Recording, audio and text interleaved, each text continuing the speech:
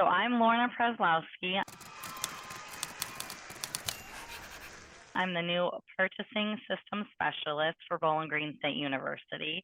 So I manage our systems at our university. I previously was the procure to pay analyst, so I did vendor management and all of that data. Prior life, I've been a contract analyst and procurement specialist, more so in the realm of the IT services world. This is a promotion, your new job. This is, yes, it is. This is. And how did it come about? I think just all of my hard work bringing system issues, enhancements up to management, how we can make Bowling Green State University better across our departments, across our students, just overall as a whole, and taking those ideas up. Yes, you are jazzed by improvement. I've seen it with my own I love eyes. It's my passion. Nice. So I'd like to set a tone for those who don't know the story, but the culture at Bowling Green State University is different than a lot of other organizations that we've talked to over the years. There's a real level of respect given to vendor onboarding and management.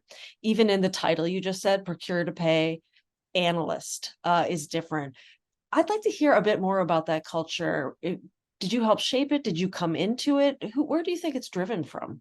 So I came into a culture that was very well supported and well respected. But I took my ideas, obviously, like I'm a private investigator. I'm really looking at the documents for payment information, all of the details. What is our history with that vendor? And I think by taking that up to management, it really showed how impactful that job is to protect the university from the spammers. You see so many news articles, whether it's a university or a large corporation, getting scammed out of emails to just change a bank. And so by having this system and the processes that I've created, it helps protect us as a whole. And that's where the value is. So we don't end up on the front news. Not for bad news anyway. Right. Right. But beyond what you've done in terms of thinking about fraud, I mean, that does keep people up at night.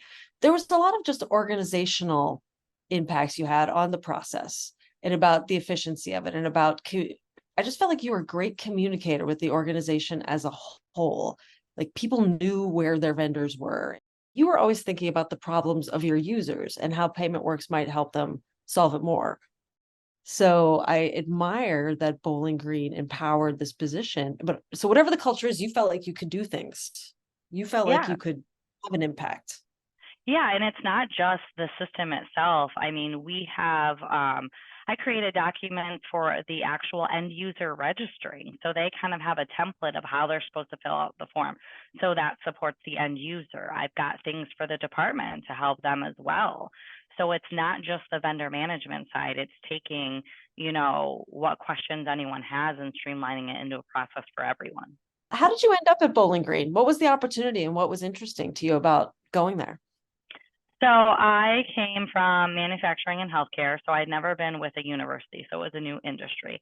On top of that, the procure to pay analyst role was something I'd never done before, and I absolutely loved to learn. So this was a chance for me to dive into something I've never experienced in the purchasing kind of supply chain area, and that's just where I jumped in over here.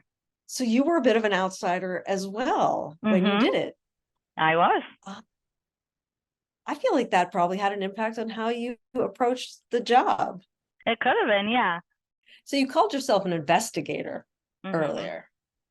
I know you have ambitions. Yeah. You'd like to be solving crimes. Yes.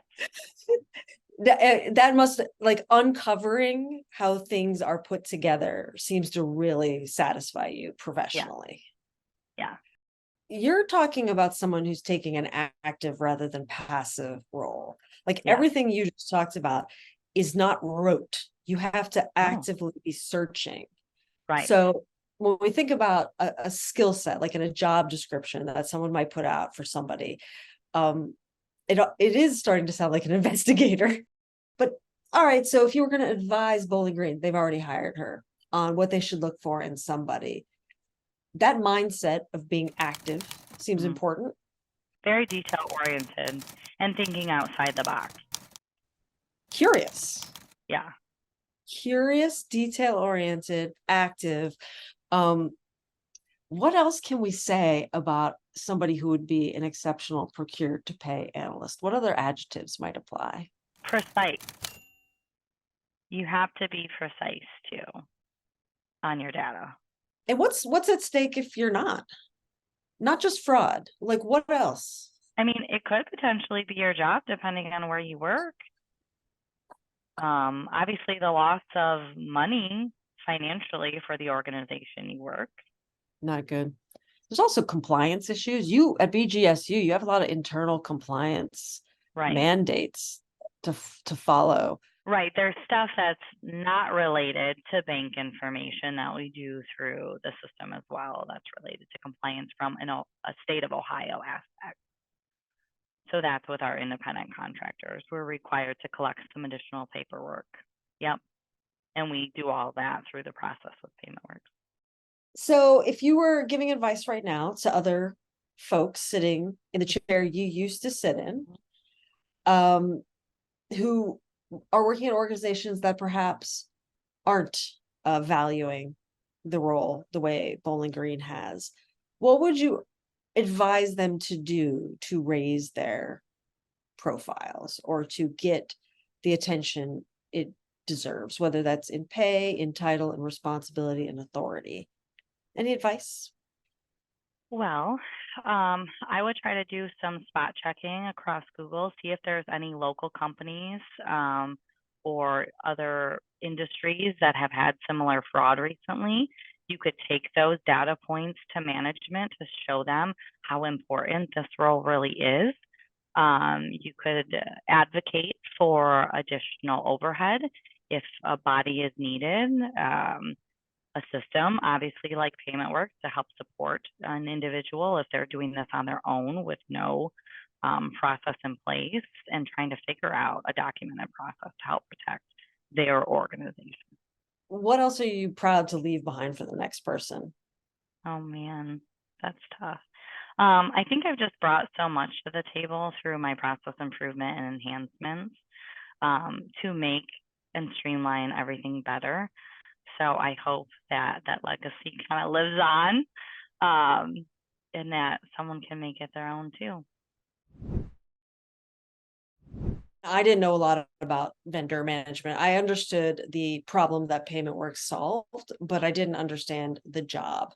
You're one of the first people I met where I realized that the work you do has these long, far-reaching tentacles all over the organization that are touched. And in my years since, Lorna, I have become a zealot for vendor management and vendor managers.